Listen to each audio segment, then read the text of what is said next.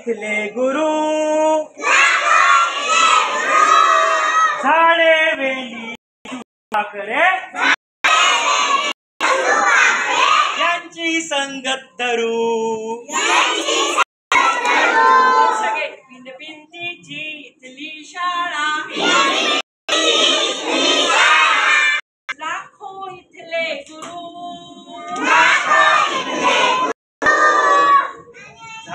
झाडे वेली पशु पाखरे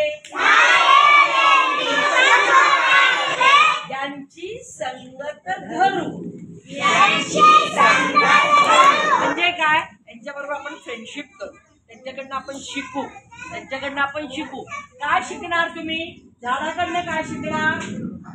एक बी लावलं, खूप फळ आले, तो सगळ्यांना आंबे देतो. एकच आंबा देतो का?